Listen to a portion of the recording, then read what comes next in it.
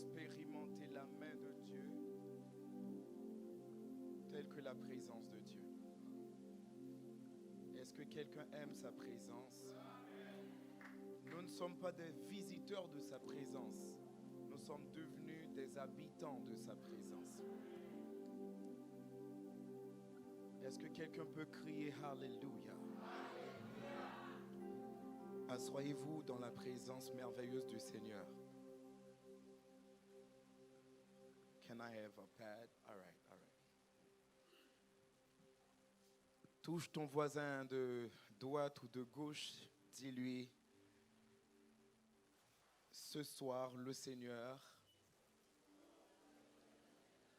agira pour toi.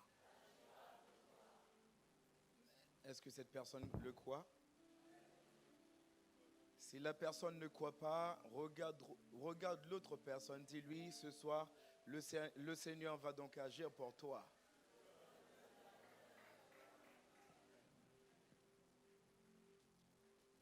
Nous avons les questions, mais Dieu a les réponses. Nous avons les problèmes et Dieu a ses solutions. Donc, il y aura un transfert. Nos problèmes vont être changés en solutions. Nos incapacités en capacités. La tristesse en joie. La confusion en paix. Oh, Jesus. Touche quelqu'un, dis-lui, ce soir, c'est ce soir. Est-ce que quelqu'un est dans l'expectative? Est-ce qu'il y a quelqu'un qui est dans l'expectative ce soir? Alléluia. Nous bénissons le Seigneur encore une fois pour l'opportunité de nous tenir ici et de présenter la merveilleuse parole de Dieu. Et c'est toujours une opportunité de porter la parole de l'Éternel des armées. Celui qui nous a créé le ciel et la terre, il est le Créateur. Et nous bénissons le Seigneur. Mais aussi, nous bénissons le Seigneur d'être le canal pour la bénédiction de plusieurs personnes dans cette église merveilleuse que Dieu a suscitée par la vision de l'homme de Dieu extraordinaire, notre papa ici. Et nous bénissons le Seigneur encore une fois pour sa vie. Amen. Amen.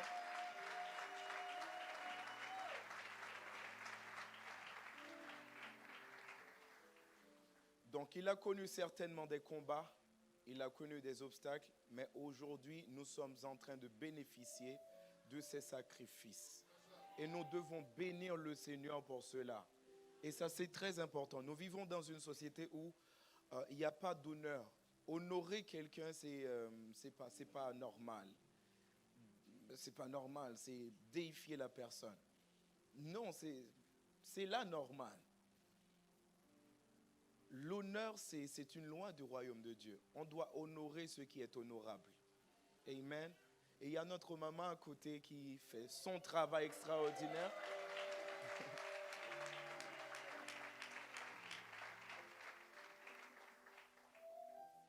C'est merveilleux de voir pareille chose. Et nous bénissons le Seigneur pour cela. Amen.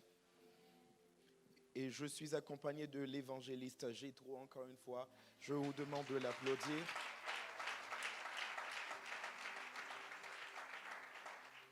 Et mon petit clic de monde qui est venu avec moi également. Et vous êtes bénis partout dans le nom de Jésus-Christ.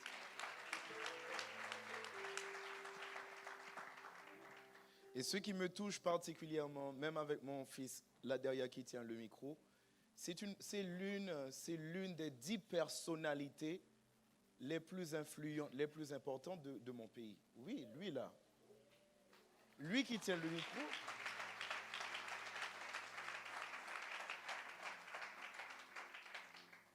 Donc on peut servir Dieu, quel que soit notre statut. C'est pas un problème. Quand on vient dans la maison de Dieu, on met nos titres de côté. On fait ce à quoi on a été appelé à faire. Donc, ce n'est pas un problème. En fait, des fois, je le dis rapidement. La musique, ce n'est pas pour les jeunes. Celui qui ne travaille pas, en fait, ce n'est pas le cas d'ici. Hein. Dans plusieurs ministères, c'est ça. c'est le truc des jeunes, celui qui ne travaille pas, celui qui n'est pas engagé à faire des trucs dans la société. Et ce sont là les musiciens. Non! David était roi, il était musicien. Donc on peut être multimillionnaire, mais on joue la musique. On peut être millionnaire, portier, protocole. Oui, bien évidemment. Ce n'est pas un problème. Dans la maison de Dieu, on fait ce à quoi on est appelé. Amen. Hallelujah. Love you, son. Amen. Ce soir, je crois que le Seigneur va faire du bien à quelqu'un. Amen. Donc, je croyais que c'était de toi que je parlais. Je vais rapidement dans la parole de Dieu. Nous sommes en 2 Rois chapitre 4. Nous lisons à partir du verset 1er et nous sautons quelques versets afin de gagner en temps. Mais nous sommes en 2 Rois chapitre 4, du verset 1er au verset 29. Une femme d'entre les femmes des fils des prophètes cria à Élisée en disant, « Ton serviteur, mon mari, est mort, et tu sais que ton serviteur craignait l'Éternel. Or, le créancier est venu pour prendre mes 2 enfants et en faire ses esclaves. » Élisée lui dit, « Que puis-je faire pour toi? Dis-moi, qu'as-tu à la maison? » Elle répondit, « Ta servante n'a rien du tout à la maison qu'un vase d'huile. » Et il dit, « Va demander au dehors des vases chez tous tes voisins, des vases vides, et n'en demande pas un petit nombre. Quand tu seras rentré, tu fermeras la porte sur toi et sur tes enfants. Tu verseras dans tous ces vases et tu mettras de côté ceux qui seront pleins. » Alors elle le quitta. Elle ferma la porte sur elle et sur ses enfants. Il lui présentait les vases et elle versait. Lorsque les vases furent pleins, elle dit à son fils, « Présente-moi encore un vase. » Mais il lui répondit, « Il n'y a plus de vase. » Et l'huile s'arrêta. Elle alla le rapporter à l'homme de Dieu. Et il dit, « Va vendre l'huile et paie ta dette. Amen. Et tu vivras, toi et tes fils, de ce qui restera. » Amen. Et ce soir, je parle d'une destinée restaurée. Amen. D'une destinée restaurée. La destinée restaurée. J'aime un passage des Écritures en 2 Pierre chapitre 1er verset 2. La Bible dit que la grâce et la paix vous soient multipliées par la connaissance de Dieu et du Seigneur Jésus-Christ. Que la paix et la grâce vous soient multipliées par la connaissance. Donc, le niveau de la connaissance dans lequel on opère peut être un facteur déterminant notre paix sur la terre et la grâce dans laquelle on coule. Est-ce que quelqu'un comprend de quoi je parle? Avance, Proton. Donc, des fois, nous sommes limités. Nous sommes limités à faire des choses au niveau de notre connaissance du Seigneur Jésus-Christ et de Dieu le Père. Donc, si on veut aller loin, le vrai moyen, ce n'est pas la vitesse. Parce que beaucoup ont de la vitesse sans la direction. Or, la direction est plus importante que la vitesse. À quoi sert une vitesse si tu ne vas pas dans la bonne direction? Au préalable, il faut se dire, je dois connaître la bonne direction, être dans la bonne direction, et à partir de cela, la vitesse va donc me servir à quelque chose. Beaucoup courent, mais à la mauvaise direction. Et la direction, on va la voir par la connaissance. La connaissance de Dieu et la connaissance du Seigneur Jésus-Christ. Et je crois ce soir, dans le nom de Jésus-Christ, quelqu'un va recevoir la connaissance de Dieu à un autre niveau. Amen. Et ce niveau-là va donc nous catapulter par la grâce qui agit en ce lieu, par cette grâce-là qui est en opération, afin que nous puissions monter. Amen. En fait, je croyais que tu allais monter. Amen. La Bible nous parle de cette histoire de la femme. Et la Bible dit que c'était une femme d'entre les fils. C'était la femme, c'était une femme d'entre eux, les fils des prophètes. C'était une femme, remarque bien, la Bible dit que c'était une femme d'entre les fils des prophètes. C'était une femme d'entre les fils des prophètes. Mais la Bible déclare, il voyait Élisée passer, cria à l'homme de Dieu. Donc, elle était en train de passer par des situations. Voyant Élisée, elle ne parla pas, mais elle cria. Donc, en voyant l'homme de Dieu, il ne se comportait pas à la normale. Il commençait à crier. Il y a des présences quand tu exposes. Dieu t'expose à des présences.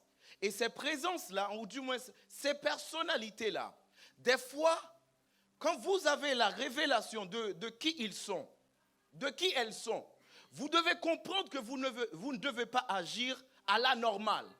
Non, vous devez normalement vous comporter de manière extraordinaire. Pourquoi? Parce que vous devez comprendre une chose importante. Votre situation ne sera pas changée si vous avez le même comportement que vous avez hier. Ce qui va donc changer vos situations, c'est un comportement différent de ce que vous aviez hier. La Bible dit, elle cria quand elle voyait Élisée. Ça veut dire quoi? Elle ne parlait pas. Elle avait un comportement différent. Je veux rentrer en profondeur et je vais dire des choses vraiment puissantes. Avance. Bon, vous n'êtes pas là, je crois. Et mon nombre aurait dit un plus grand amen que ça. Amen. Et la Bible dit, elle était une femme d'entre les fils des prophètes. Elle cria à Élisée en disant, ton serviteur. Non, mais là, c'est un peu compliqué. La Bible dit, elle est une femme d'entre les fils des prophètes. Mais la Bible dit, quand elle adresse Élisée, elle dit, ton serviteur, mon mari. Non, mais je ne comprends pas. Tu es la femme de fils de prophète. Mais toi, quand tu adresses le prophète, tu lui parles étant comme serviteur. Non. Comment je dois dire ça? Elle est donc la femme de fils de prophète. Mais quand elle parle à Élisée, elle dit, ton serviteur, mon mari. Non. Il y a quelque chose que je ne comprends pas. Elle ne comprend pas la statue de son mari véritablement. Elle n'honore pas. Et c'est l'un des problèmes, c'est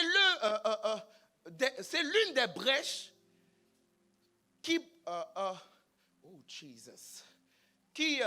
va donc causer plusieurs problèmes dans cette famille. C'était avant tout un problème d'honneur et d'identité. Est-ce que quelqu'un comprend de quoi je parle? Parce que normalement, elle était la femme de fils de prophète. Mais quand il voit Élisée, il ne voit pas Élisée comme son père. Il voyait Élisée comme son maître. Il y a une différence entre un serviteur et un fils. Vous devez comprendre, il n'y a qu'un fils pour hériter. Le serviteur n'hérite pas. Non. L'héritage à la normale, ça revient au fils, pas au serviteur. Et c'est pourquoi toute la famille était dans le pétrin. Pourquoi? Parce que normalement, ils voyaient, Élisée était leur père spirituel, mais ils voyaient Élisée comme leur maître. Voyant Élisée, la Bible dit, il cria, il dit, ton serviteur, mon mari. ton serviteur, mon mari. Alors là, nous avons cru que Élisée c'était son fils, mais elle voyait Élisée comme le serviteur, comme le simple serviteur d'Élisée. Alors là, nous avons cru que vous étiez un fils de la maison. C'est à partir de quelques instants, nous avons pu remarquer, non, vous n'étiez pas véritablement des fils, mais que des serviteurs. Parce que normalement, un fils ne travaille pas pour un salaire. Un fils travaille pour un héritage. Mais un serviteur, lui, il attend un salaire. Pour son service, il doit y avoir un salaire. Mais le fils, lui, il attend son héritage. Oh, Jesus. Même si le fils va donc recevoir des choses, il ne le reçoit pas comme salaire. Il reçoit cela comme une bonification. Parce que normalement, il sait indubitablement, je sers dans la maison du Père, pas comme serviteur, non, je sers comme un fils. Hey. Donc, je dois donc recevoir, après mon service, pas un salaire, mais de l'héritage. Amen. Et c'est pourquoi, si vous êtes un enfant de la maison, je vois l'héritage de Dieu venir dans vos vies. Amen. Et la Bible dit, elle cria et disant à Élisée, ton serviteur, mon mari, est mort. Nous allons donc voir les choses qui se sont passées par rapport à cette famille. Mais gloire à Dieu, à la fin de l'histoire, nous allons voir cette destinée sera donc restaurée. Amen. Amen. Mais le truc, c'est que la Bible dit, tu sais que ton serviteur est mort. Et tu sais que ton serviteur craignait l'Éternel. Et le créancier est venu pour prendre mes 2 enfants et en faire des esclaves. Donc, il craignait l'Éternel. Mais quand même, les créanciers sont venus. Donc, je croyais que la crainte aurait empêché que le créancier puisse venir et prendre ses 2 enfants et les mettre en esclavage. Mais la Bible dit, même avec la crainte de l'Éternel, les créanciers ont pu quand même venir tenter à plusieurs reprises de vouloir prendre ces 2 enfants et les réduire en esclavage. Pourquoi? Vous devez comprendre une chose. La crainte n'est pas tout. La Bible dit, la crainte de l'Éternel, c'est juste le commencement. Donc, s'il y a un commencement, il y a d'autres choses qui vont donc nous permettre de vivre complètement sur la terre. Beaucoup de personnes croient, ok, voilà, si je crains l'Éternel et ça c'est bon. Non, la Bible dit, la crainte de l'Éternel, c'est juste le commencement de la sagesse. Hey, avance. Donc, il n'y a pas que la crainte dans la sagesse. La sagesse fait partie de la crainte. En fait, la crainte fait partie de la sagesse. Mais quand on craint l'Éternel, il y a beaucoup d'autres choses à apprendre, à comprendre, à appliquer, afin de voir la liberté totale de Dieu. Jesus. Donc, elle craignait l'Éternel. Le prophète, son fils, craignait l'Éternel, mais ils étaient en proie à d'énormes difficultés. Au point, il allait être esclave de leurs créanciers. Et la Bible déclare une chose. Il parlait à Élisée de cette situation. Mais là, je ne comprends pas pourquoi. Parce que normalement, c'est un fils du prophète. Comment un fils du prophète? Pourquoi? Mais ce n'est pas normal. Il est le fils du prophète. Il est le fils du prophète. Il est mort dans les dettes, dans les problèmes. Et il a laissé une famille. Après avoir... En fait, il vivait dans la crainte. Mais il a laissé une famille quand même mendier, ou du moins sous l'oppression de ses créanciers.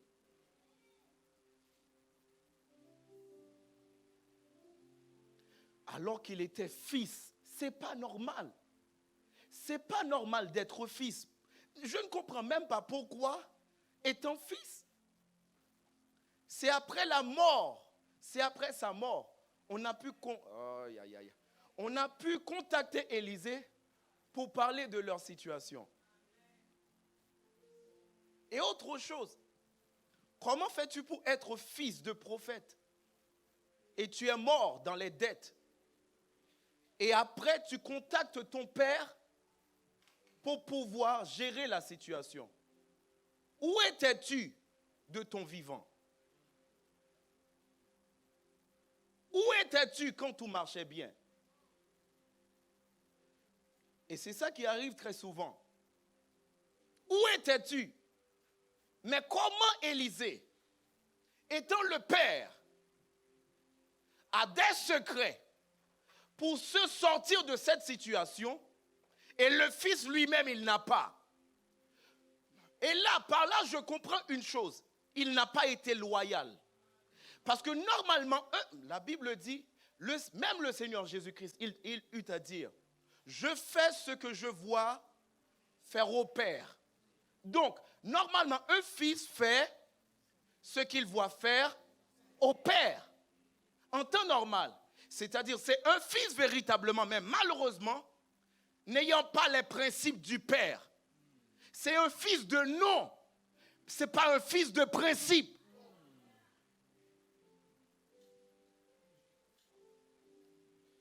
C'est un fils de nom, ce n'est pas un fils de principe.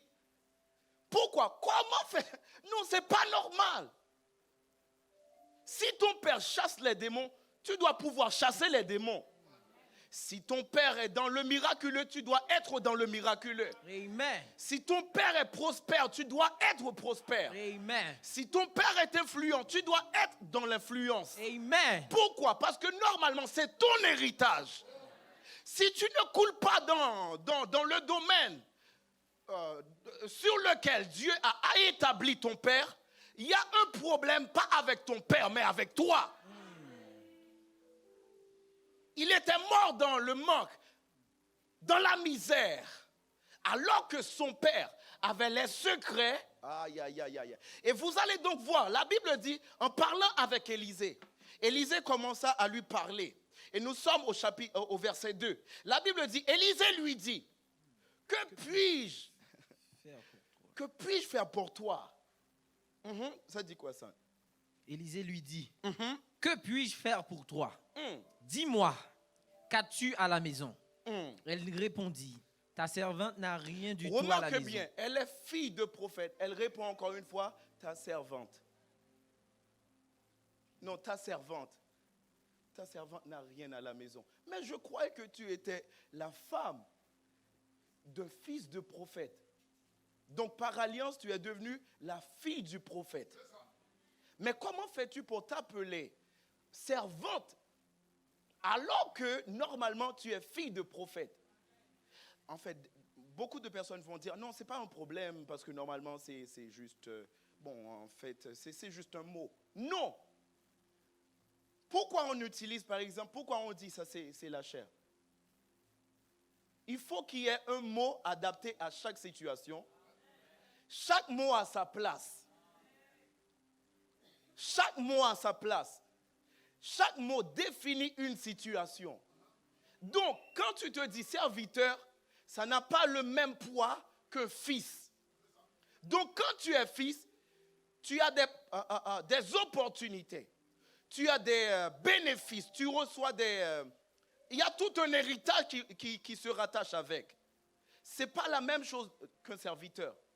Est-ce que quelqu'un comprend de quoi je parle? Amen. Et la Bible dit, quand le prophète lui a demandé, qu'est-ce que je peux faire pour toi? Et c'est ça des fois, les gens te posent des questions. Tu prophétises pour la personne, ou du moins l'homme de Dieu, il est venu, il voit ta situation, il te dit, qu'est-ce que je peux faire pour toi? En temps normal,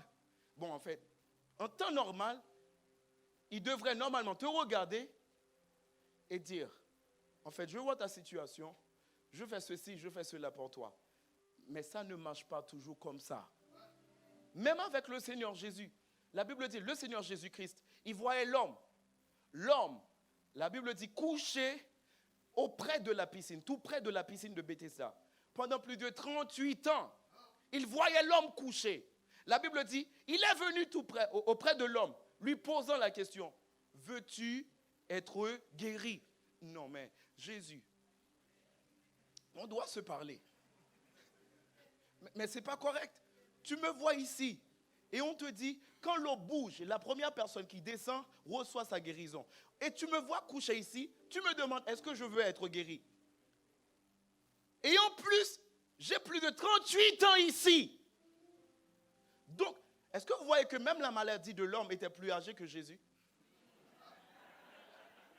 Jésus est mort à 33 ans.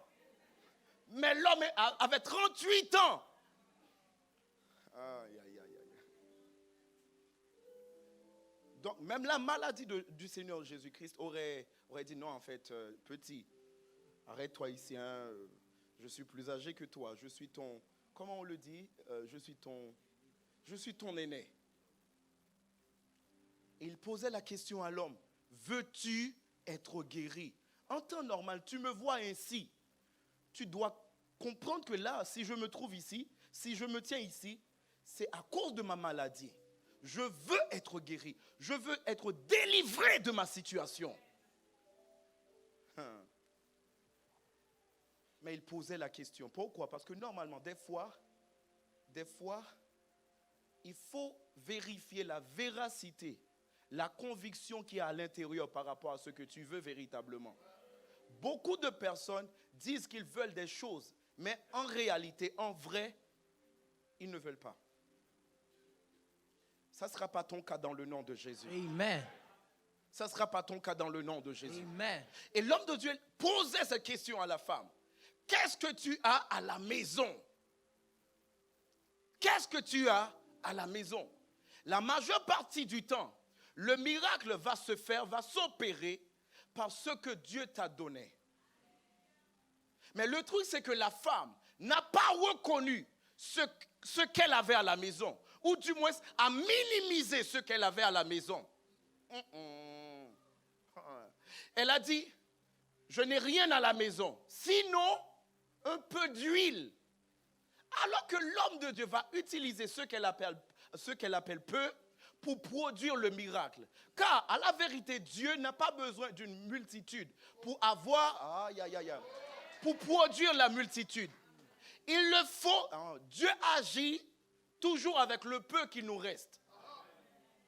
C'est pourquoi, même pour gagner 3000 personnes, il n'a pas utilisé 3000 personnes. Il a utilisé, donc pour gagner dans la bataille, dans cette bataille dans laquelle tu te trouves aujourd'hui, il va utiliser un petit quelque chose. Pas toujours un principe probablement négligé. Mais le truc, c'est que tu n'as pas la capacité de voir que dans ce petit quelque chose-là, il y a la puissance de Dieu. Il y a toute une puissance dans le reste. Il y a toute une puissance là-dedans. Et la Bible déclare, et je vais rapidement pour atteindre ma pensée. Et la Bible déclare que la servante dit, je n'ai rien à la maison. Rien du tout à la maison. Qu'un vase d'huile. Qu'un vase d'huile. Et il lui dit, va demander des vases chez tes voisins. Va demander des vases chez tes voisins, mais particulièrement des vases vides. Des vases vides. Et n'en demande pas un petit nombre. La Bible déclare, elle avait de l'huile à la maison. Elle avait de l'huile. Et je vais dire des choses ce soir. Et on va prier rapidement pour plusieurs personnes. Et on va donc voir la guérison, la manifestation de la puissance de Dieu dans la vie de plusieurs personnes. Amen. Amen. Amen. Est-ce que vous le croyez? Amen. Si vous ne le croyez pas, je crois à vos places. Donc c'est bon, c'est pas un problème. Je crois que la foi ici, là, c'est Amen, c'est correct. Amen. Amen.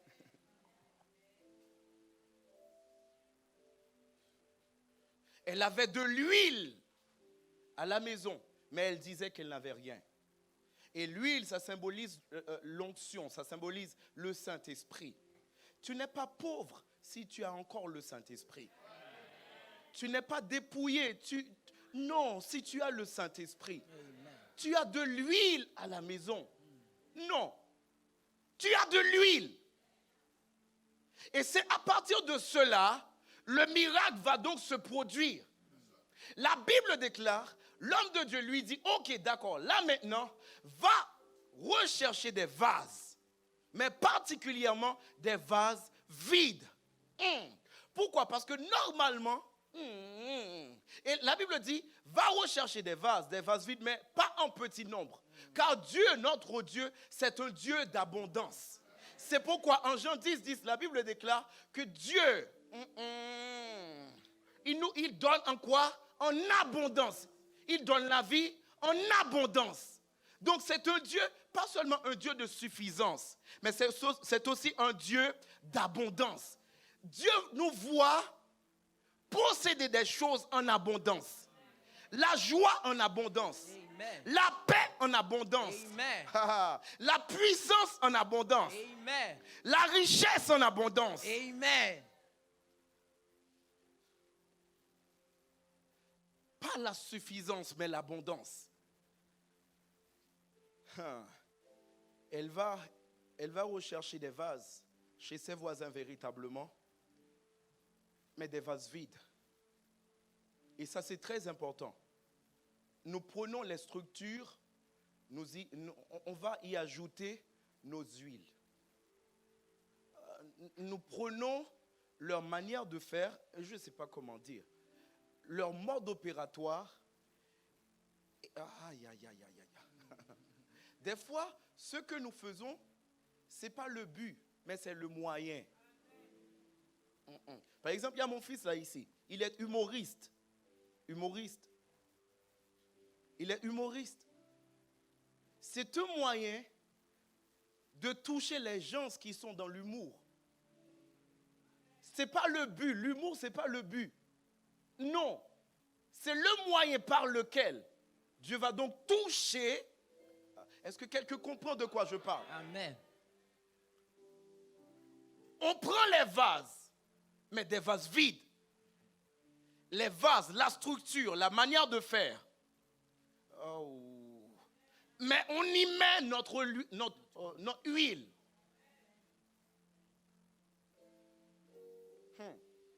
Et la femme va donc dire une chose.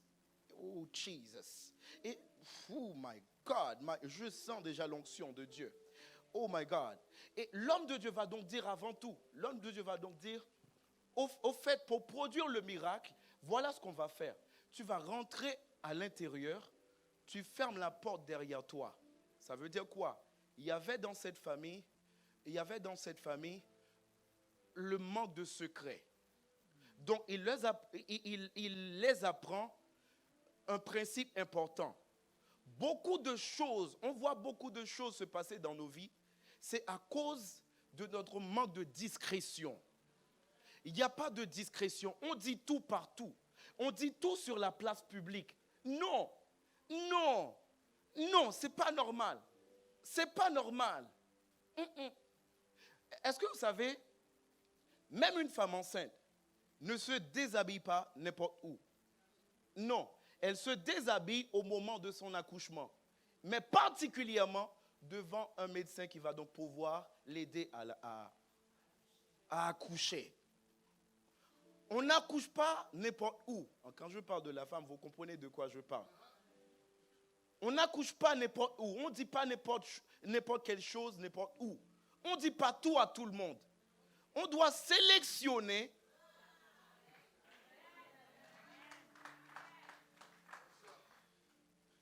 Il y a différents niveaux de relations. Il y a de ces personnes que tu reçois dans la cour de la maison. Tu lui parles comme ça, comment ça va? Ah, ça fait du bien de te voir. Puis c'est bon. D'accord, c'était un plaisir de te voir. Amen, la grâce est sur toi. Il n'y a pas de problème. C'est bon. Il y a d'autres personnes que tu reçois au salon.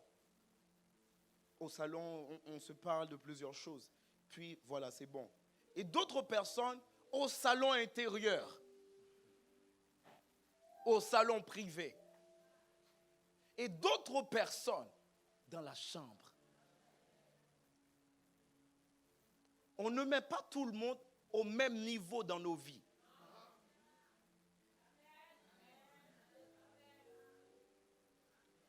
Beaucoup de personnes, aujourd'hui, vous passez par des situations compliquées. C'est à cause de vos manques de discrétion. Vous manquez de discrétion. Vous dites tout à tout le monde. Et la personne se charge de libérer le message. Vous savez, des fois, vous dites des choses à... Vous croyez que c'est un ami. Alors, malheureusement, c'était le mégaphone de la zone.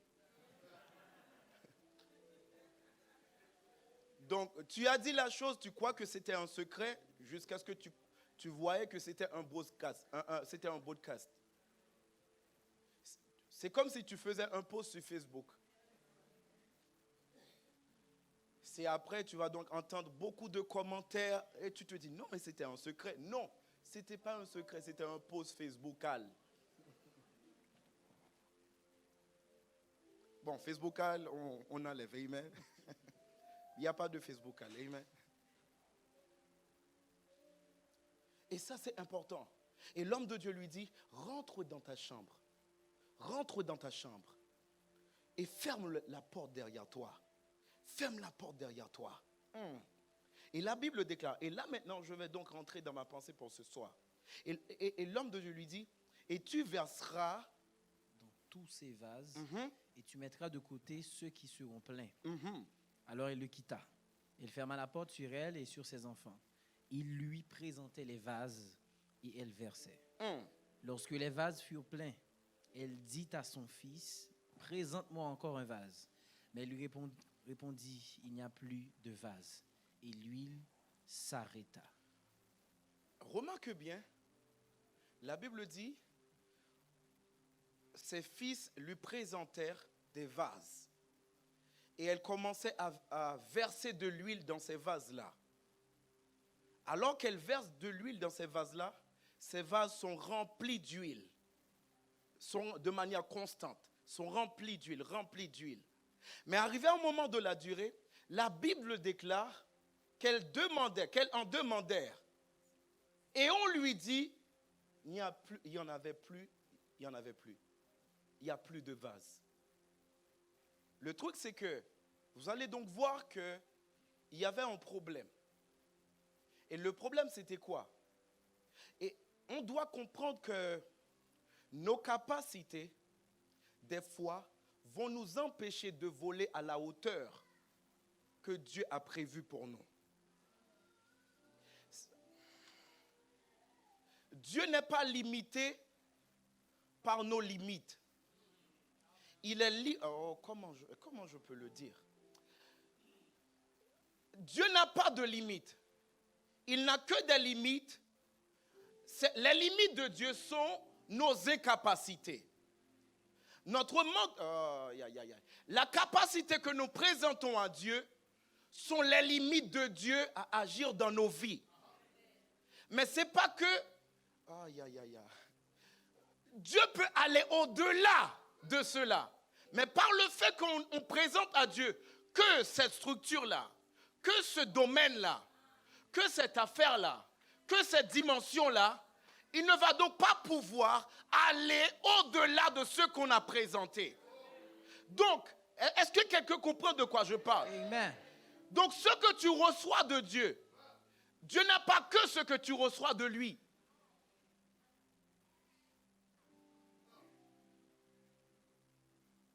Et à la vérité, tu ne reçois pas toujours à la hauteur de sa puissance. Tu reçois à la hauteur de ta capacité. Non, tu ne comprends pas. Tu ne reçois pas à la hauteur de sa puissance. Tu reçois à la hauteur de tes capacités. Donc tes capacités déterminent ce que tu reçois de Dieu. La puissance de Dieu est immense. La puissance de Dieu est infinie. Mais on reçoit à partir du vase qu'on lui présente. C'est le vase qui va donc déterminer ce qu'on reçoit. Le problème, ce n'est pas avec Dieu. Le problème, c'est avec les vases qu'on lui présente. Donc, si on veut recevoir plus de Dieu, nous devons normalement élargir l'espace de nos tentes. Car Dieu n'est pas gaspilleur. Il ne va pas nous donner des choses et puis il va donc voir ces choses se gaspiller. La première des choses, il se rassure que tu as assez de vases. Assez de vases. Mais le truc, c'est que normalement, oh my God, le truc, c'est que normalement, on va donc voir. Et cette chose-là, ça me touche énormément. La Bible déclare que l'homme de Dieu lui dit, ok, va, tu vas donc recevoir, la grâce va donc venir sur l'huile, et tu verses, à partir de ça, les vases seront remplis, après tu vas donc vendre. Bon, en fait, je vais dire la chose après. Mais le truc, c'est que tu vas donc vendre. Arrivé au moment de la durée, il a dit d'emprunter les vases en grande quantité, pas en petit nombre. Pas en petit nombre. Pas en petit nombre. Est-ce que vous savez, par exemple, si vous avez reçu une grâce hier soir, aujourd'hui encore, Dieu a la capacité de te donner. Ce n'est pas un problème pour Dieu. Il ne va pas devenir pauvre en te donnant encore aujourd'hui. Il ne va pas te dire non, en fait, hier soir tu as reçu, qu'est-ce que tu es venu faire ici aujourd'hui? Non. La Bible dit, Dieu est riche pour donner. Il est riche. Dieu est. Donc, n'ayez pas peur de demander de grandes choses à Dieu. Parce qu'il est riche.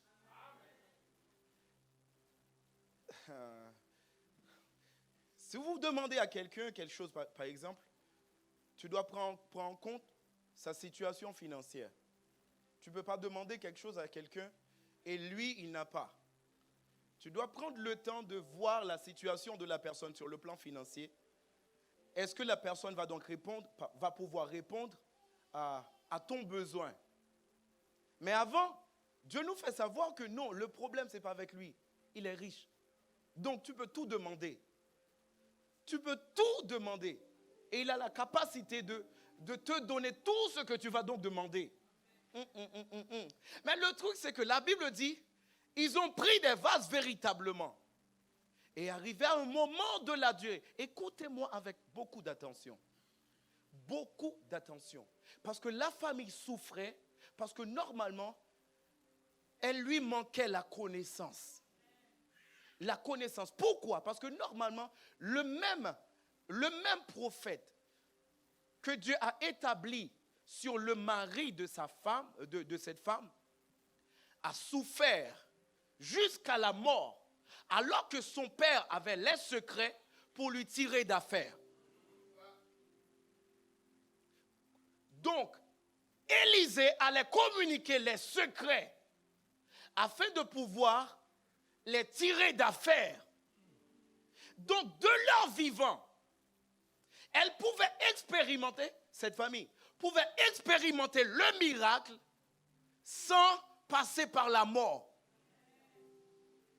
Sans expérimenter l'irréversible. Mais le truc, c'est que malheureusement, ils ont contacté Élisée au moment où la chose détériore véritablement. Et ça, c'est l'un des grands problèmes. Mais je me suis demandé une chose. Elle avait des créanciers. Elle avait des créanciers. Donc, elle était allée emprunter de l'argent. Est-ce que quelqu'un comprend de quoi je parle? Amen. Donc, il est mort. Il n'a pas pu payer ses créanciers. Mais le truc, c'est évident, on peut le voir. Élisée ne savait rien de tout cela. Donc, quand il y avait l'argent à la maison, Élisée ne savait rien.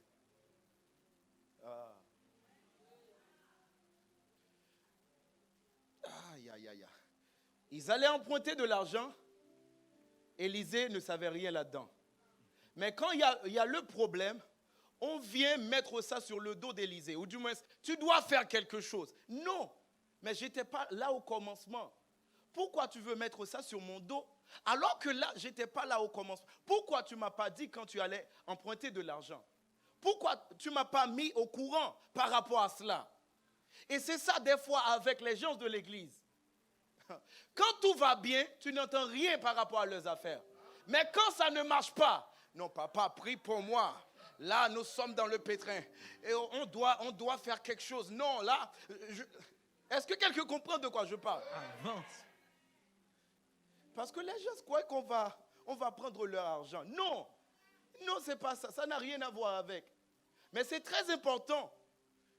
Quand nous, par exemple, quand notre papa ici, là, vous lui mettez au courant par rapport à vos affaires, ce n'est pas pour vous maîtriser.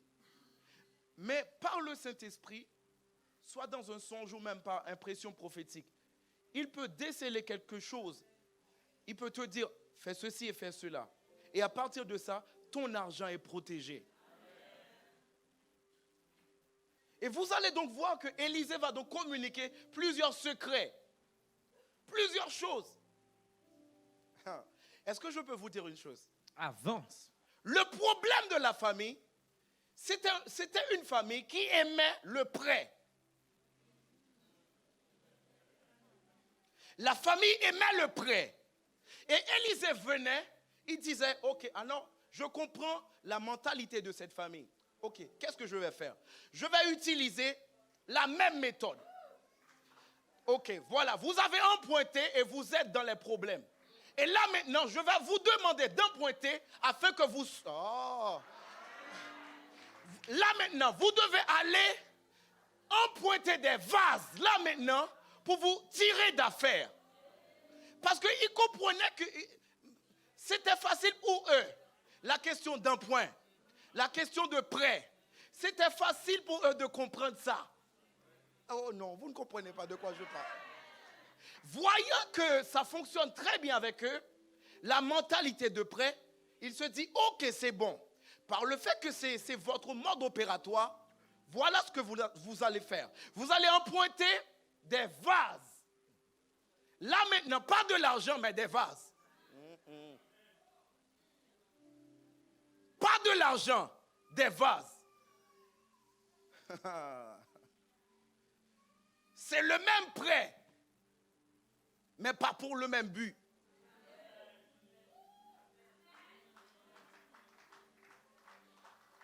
Il devrait normalement aller emprunter des vases. Oh, Jesus.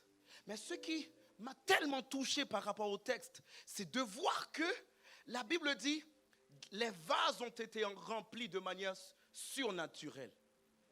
On vidait, on versait de l'huile et ça se remplit. On versait de l'huile et ça se remplit. On versait de l'huile et ça se remplit. Ça se remplit. Et arrivé à un moment de la durée, la Bible déclare, oh Jesus, la Bible déclare que l'un des petits garçons, ça c'est sûr, il demandait, apporte-moi des vases. Et l'huile coulait encore. Est-ce que vous écoutez? Avance. L'huile coulait encore. Elle dit, apporte-moi des vases. Et on lui répondait, il n'y a plus de vases. Et la Bible le dit clairement. À ce moment, l'huile s'arrêta. Là maintenant, est-ce que je peux vous dire, est-ce que je peux dire des choses? Avance, Proton. Ce qui m'a intrigué, l'huile ne s'arrêta pas, maman, au moment où il n'y avait plus de vase. Non. L'huile ne s'arrêta pas au moment où il n'y avait plus de vase. L'huile a vu qu'il n'y avait plus de vase, mais elle ne s'arrêta pas. Mais l'huile s'arrêta au moment où elle a entendu. L'huile s'arrêta au moment où elle a entendu le petit garçon dire, il n'y a plus de vase. Ouh.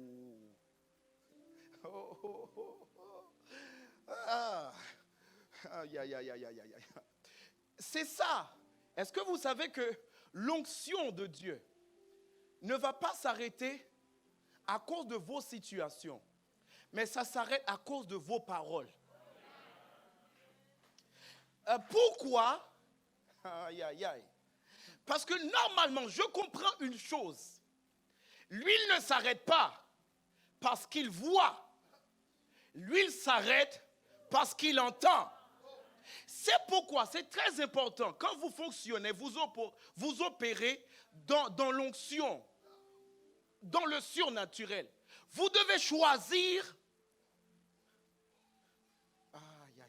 vos amis, les gens avec qui parler. Pourquoi? Parce que normalement, l'huile est sensible à ce qu'elle entend. La Bible dit, l'huile s'arrêta. Papa, l'huile s'arrêta au moment où le petit garçon a dit, il n'y a plus de vase. Mais l'huile, tu as pu remarquer qu'il n'y avait plus de vase. Non, en fait, l'huile, il ne va pas s'arrêter au moment où il voyait que la situation, au moment où il y avait un manque de manière visuelle. Probablement, l'huile se dit, vous allez donc confectionner quelque chose d'autre et le présenter afin qu'il puisse remplir cela. Mais elle s'arrêta au moment où on disait il n'y avait plus de vase. Ça veut dire l'huile allait continuer à couler si on n'avait rien dit. Aïe, aïe, aïe, aïe, aïe. Vous devez comprendre une chose. L'huile écoute.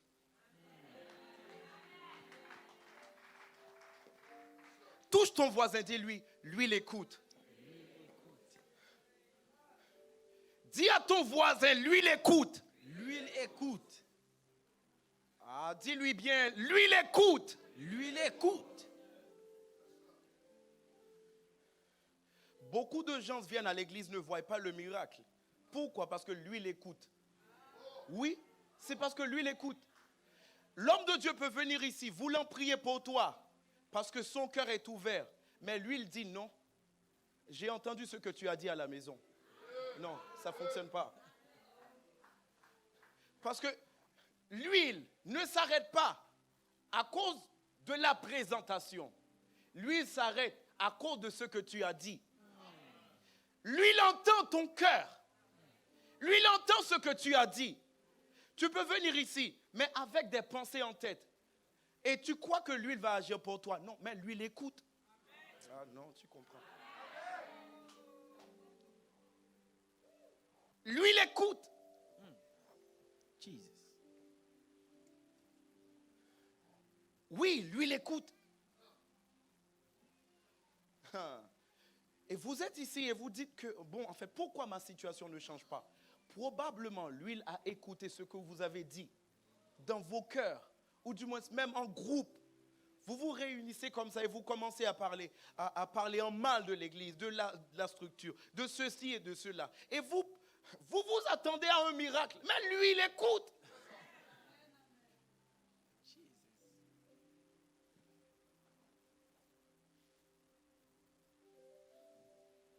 Lui, il écoute. Ah, touche ton voisin, dis-lui. Ah, lui, il écoute. Lui, il écoute. Ah, trouve-toi quelqu'un d'autre, dis-lui, lui, il écoute. Lui, il écoute.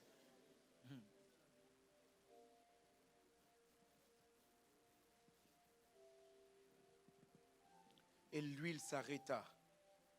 À cause de le petit garçon a dit qu'il n'y avait plus de vase. Ça veut dire quoi? Si nous voulons voir la constance de Dieu dans nos marches, on doit préserver nos oreilles. On doit apprendre à préserver nos oreilles. Et la vie de l'homme sur la terre dépend de ses oreilles. Est-ce que vous le savez? Est-ce que vous le savez? Oui, la vie de l'homme dépend de ses oreilles. Oui, et c'est même la raison pour laquelle, dans le ventre de la mère, le fœtus a la forme d'une oreille. C'est une façon pour Dieu de dire, la vie de l'homme dépend de ce qu'elle écoute.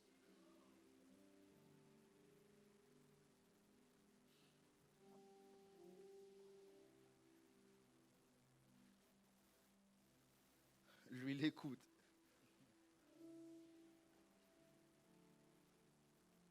Dis-lui, l'huile écoute. L'huile écoute. C'est là le problème de plusieurs personnes aujourd'hui. C'est que normalement, ils disent n'importe quoi par rapport à l'onction. Et s'attendent à voir des choses venant de l'onction. Mais l'huile écoute. On peut prier pour toi. T'imposer les mains. T'imposer les pieds même. Ce n'est pas un problème. Ça ne marchera pas. Pourquoi? Parce que normalement, ce n'est pas l'imposition qui te délivre. C'est l'onction au travers de l'imposition. Mais par le fait que l'huile écoute, même si on t'impose les mains et les pieds de gauche et de droite, ça n'arrivera pas. Pourquoi? Parce que l'huile, l'onction de l'homme de Dieu est plus intelligente que l'homme de Dieu. Par exemple, est-ce que vous savez, si je prie pour toi, par exemple, tu as un problème au niveau de ton cou, et je mets les mains sur tes pieds, dépendamment de l'onction qui agit en la personne, l'onction est plus intelligente. Elle va agir comme une missile à tête chercheuse. Non, je vous dis la vérité. Elle va monter jusqu'à trouver le problème là. Parce que l'onction est plus intelligente que son porteur. Lui, il écoute, je vous dis la vérité. C'est pourquoi, quand vous avez des amis qui parlent en mal de l'évangile, vous parlez en mal du prophétique. Ah non, moi, j'y crois pas. Au miracle, ah non, moi, bon, je vais à l'église, mais moi, je ne crois pas véritablement au miracle. Est-ce que ça se fait véritablement? Bon, Dieu agit, mais est-ce que c'est dans cette profondeur? Mais lui, il écoute.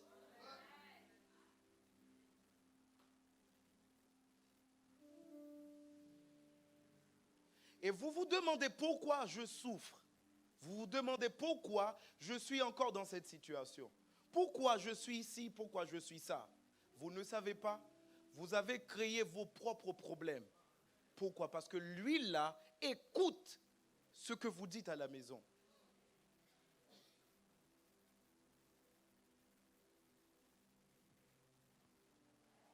Ça ne sera pas ton cas au nom de Jésus. Amen. Et je prie véritablement que vous recherchez des vases sans nombre.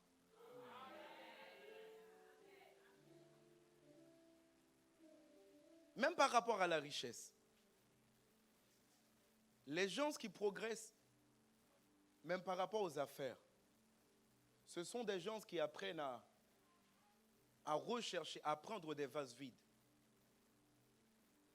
Et la personne voit une opportunité, voit une affaire, elle ne prend pas l'affaire. Elle prend la structure, la manière de faire et investit.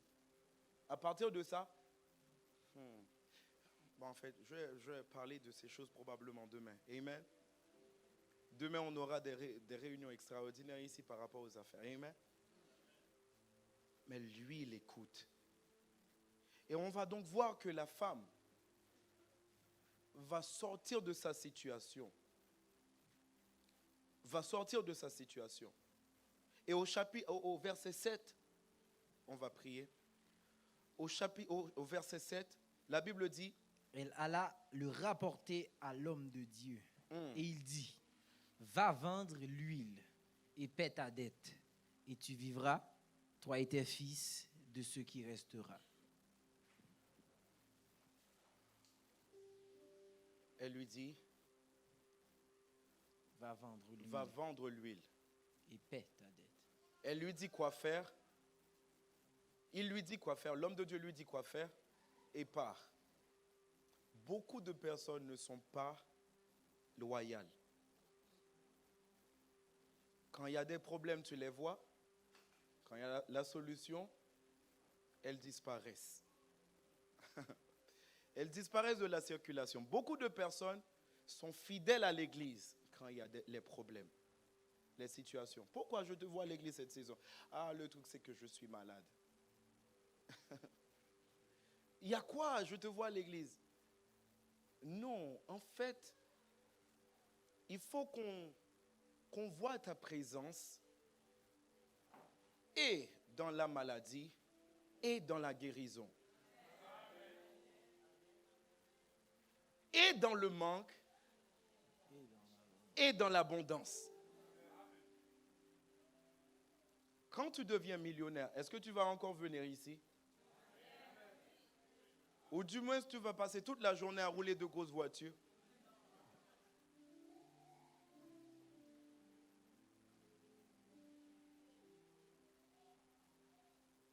Elle était venue présenter cela à l'homme de Dieu. Et l'homme de Dieu lui dit, voilà ce que tu vas faire par rapport à ça. Parce que là encore, le fait d'avoir le miracle, il faut qu'il y ait des instructions par rapport au miracle pour pouvoir garder ces miracles. Beaucoup de personnes reçoivent des miracles, mais ne peuvent pas les garder. Pourquoi? Parce qu'il faut qu'il y ait des instructions. Jésus-Christ a guéri cet homme-là de ses yeux.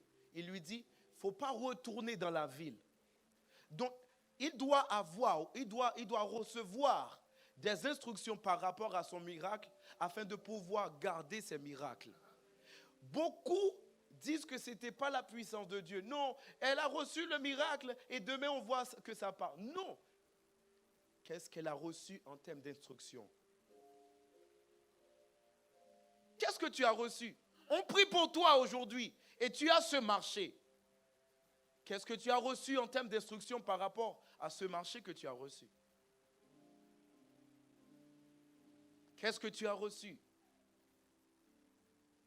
Les instructions te protègent.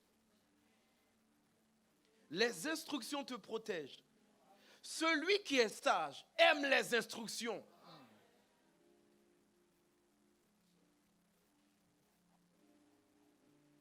Et je crois véritablement, ce que tu regardais comme un petit aujourd'hui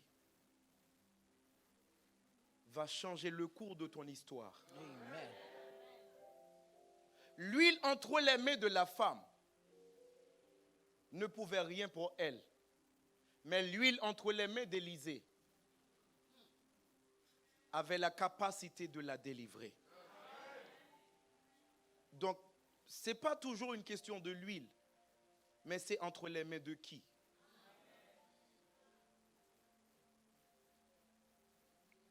Et ce soir, je crois véritablement que l'huile de quelqu'un va donc lui servir. Amen. Le peu que tu avais va donc te servir à de grandes choses. Amen. Ton amen n'est pas compatible. L'huile que tu avais va donc te servir pour faire de grandes choses au nom de Jésus. Amen.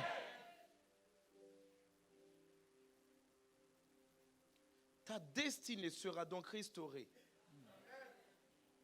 Ce petit talent que tu as, cette capacité que tu as, et tu penses que non, ça peut faire rien, ça peut rien faire.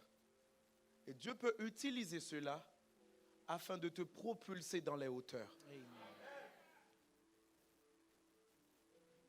Tu te dis que c'est trop petit. Non, c'est pas trop petit. C'est trop petit entre tes mains. Mais quand c'est entre les mains de Dieu, c'est pourquoi même le Seigneur Jésus-Christ, quand il prend, la Bible dit, quand il prend les 5 pains et les 2 poissons, quelques pains et quelques poissons, il les présente à Dieu. Pourquoi? Parce que normalement, quand tu présentes ce que tu as à Dieu, ça se multiplie. Amen. Il y a la multiplication. À chaque fois, on expose ce qu'on a dans la présence de Dieu. Un simple bâton de berger entre les mains de Moïse peut devenir une arme fatale contre toute une armée, contre une puissance extraordinaire de l'époque. Quand ça se trouve dans la présence de Dieu. Donc le truc, ce n'est pas la petitesse de ce que tu as, mais c'est la grandeur de ton Dieu.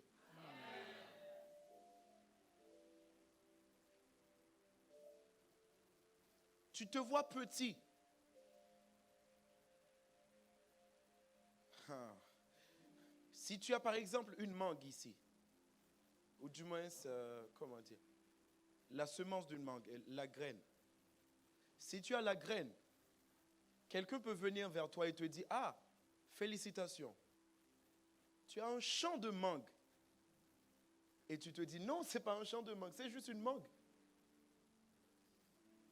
Mais dans cette graine-là, se cache tout un champ. Ça prend la vision pour faire sortir le champ de cette graine. Il en va de même. Ce que tu as aujourd'hui qui est tout petit comme ça, a la capacité de grandir et de devenir toute une compagnie.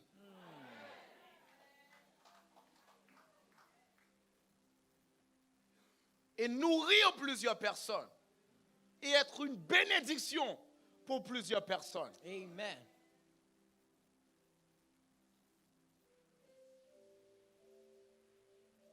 Est-ce qu'on peut être debout?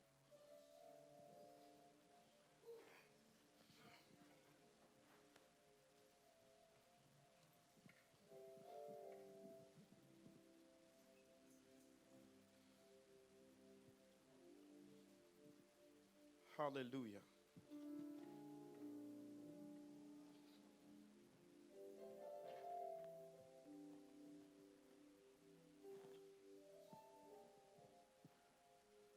Est-ce que quelqu'un a reçu quelque chose de la part de Seigneur? Amen.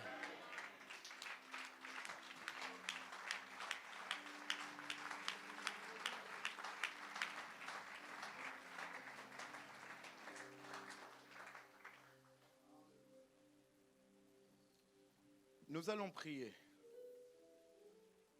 Mais cette fois-ci, tu vas prier par rapport à ce que tu as reçu de manière personnelle.